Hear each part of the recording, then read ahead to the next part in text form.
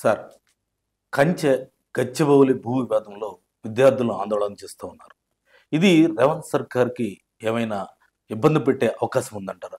తప్పకుండా ఇబ్బంది పెడుతుందండి. ఇది ఏంటంటే అసలు వివాదం చాలా దీనిలో ఇది చాలా పెద్దది. ఈ వివాదం గురించి అంతా సుదాహరణంగా చెప్పనవసరం లేదు.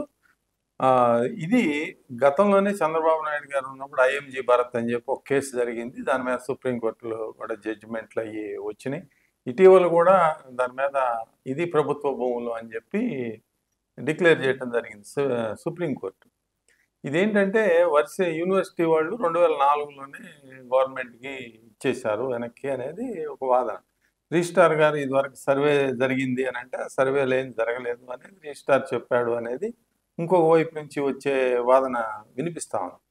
ఇదేంటంటే ఈ land government TGIS industrial infrastructure కార్పొరేషన్కి బదలాయింపు చేసి ఆ కార్పొరేషన్ వేలం వేస్తుంది అనమాట. అంటే అసలు హైదరాబాద్ని 4th సిటీ కడదామని చెప్పి బేసికల్గా రేవంత్ రెడ్డి గారు ఒక ప్లాన్ చేసి దానిలో ముందడుగేస్తున్నారు. ఇది శ్రీశైలం రోడ్లో 4th సిటీ అంటే హైదరాబాద్ పెరిగింది పాత నగరం, కొత్త నగరం, గచ్చిబౌలి 4th సిటీ, సైబరాబాద్ 3వది, 4వది 4th సిటీ అని చెప్పి రేవంత్ రెడ్డి గారి డ్రీమ్. ఇదేంటంటే ఇది ప్రభుత్వ భూమి. రేవంత్ రెడ్డి గారు సర్కారు కొద్దిగా వాగ్దానాలు, ఎన్నికల వాగ్దానాలు కొద్దిగా ఎక్కువగా చేస్తున్నారు కాబట్టి వాళ్ళకి డబ్బులు చాలా అవసరం. దానికోసం ప్రభుత్వ వాళ్ళు ఎక్కడి నుంచి వస్తాయి డబ్బులు? ఇది మరి కొంత భూముల్ని గతంలో ప్రభుత్వాలు కూడా ఇవే కార్యక్రమాన్ని చేసినాయి. వెళ్ళిపోయేటప్పుడు మరి ఔటర్ రింగ్ రోడ్డు ఇవన్నీ కూడా ఆయన కేసీఆర్ గారి సర్కారు వేలం వేసేసి కొన్ని సంవత్సరాలకే రాసిచ్చిన వైనాన్ని మనం చూసాం. ఆ తర్వాత వచ్చిన అప్పుడు కూడా లాస్ట్ ఇయర్ అంతా కూడా ప్రభుత్వ భూముల్ని అమ్మకాలు చేశారు. ప్లాట్లు వేసి ఖాళీ ప్లాట్లన్నీ కూడా హైదరాబాద్లో సాధ్యమైనంత వరకు వాళ్ళు చేయగలిగినంత అమ్మకాలు వాళ్ళు చేశారు. ఇక్కడ ఏంటంటే హైదరాబాద్లో పర్యావరణం, బయోడైవర్సిటీ, మరి ఎకాలజీ, ఎన్విరాన్మెంట్ అంటే నీడ లేకుండా చేస్తున్నారు. మొత్తం అంతా కూడా కాంక్రీట్ జంగిల్ చేస్తే గ్రౌండ్ వాటర్ని కాంక్రీట్ జంగిల్ అంటే ఒక 1,00,000 మంది అక్కడ జనావాసానికి వాటర్ తోడాలనుకోండి. వాటర్ తోడితే తప్పకుండా అది రాబోయే రోజుల్లో మరి భూమి సెటిల్ అయిపోయి భూకంపం అంటే ఎర్త్క్వేక్స్ అంటే ఎలా వస్తాయండి? అది కూడా ఒక కారణంగా పరిగణించే అవకాశం ఉంది. కవర్డ్ ఏరియా లేకపోతే భూతాపం పెరుగుతుంది అనేది ఎలిమెంటరీ స్కూల్ విద్యార్థికి కూడా తెలిసిన విషయమే కదా. అక్కడ కొన్ని వన్యప్రాణులు అవి కూడా ఉన్నాయి ఆ ప్రాంతం. అర్బన్ ఫారెస్ట్రీ కింద డిక్లేర్ చేసి మీకు హైదరాబాద్లో న్యూ సిటీ సైబరాబాద్కి లంగ్ స్పేస్ ఎక్కడుందండి? సైబరాబాద్ మొత్తం అంతా కూడా ఒక్క పార్క్ కూడా సరైన పార్క్ సైబరాబాద్ సిటీలో లేదు. బయోడైవర్సిటీ పార్క్ అని చెప్పి మరి సెంట్రల్ గవర్నమెంట్ మన్మోహన్ సింగ్ గారు అత్యంత ప్రతిష్టాత్మకంగా 79 దేశాల నుంచి ప్రతినిధులు వచ్చి ఒక్కొక్క మొక్కను కూడా నాటడం జరిగింది.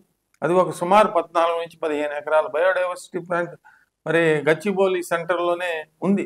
అది ఏ విధంగా అనాదరణకు గురవుతుందో చూస్తూనే ఉన్నాం. అది వాకింగ్ చేయడానికి పనికి రాకుండా అదేదో ఖాళీ ట్రక్కులు, ఐస్ క్రీమ్ బళ్ళు, రాత్రిపూట ఏం కార్యక్రమాలు జరుగుతాయి ఎవరికీ తెలియదు.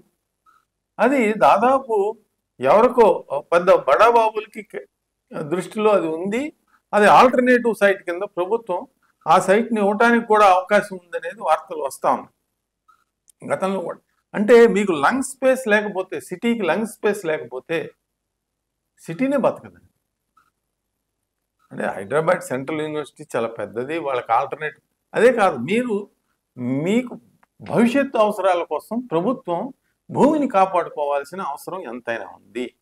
మేధావులు మాట్లాడలేకపోవచ్చు, మీకు ఇప్పుడు రాజ్యహింస ఎక్కువైంది కాబట్టి ఎవరు కూడా మాట్లాడలేకపోవచ్చు, ప్రభుత్వానికి వ్యతిరేకంగా మాట్లాడలేకపోవచ్చు. కానీ అంత మాత్రం చేత ఏకపక్షంగా మరి విద్యార్థుల్ని అరెస్టులు చేసి కొట్టి రాత్రికి రాత్రి చేయాల్సిన అవసరం ఏమొచ్చింది ప్రభుత్వానికి? విత్ డ్యూ కన్సల్టేషన్ ప్రతిపక్షాలను సంప్రదించడం కూడా మంచిదే.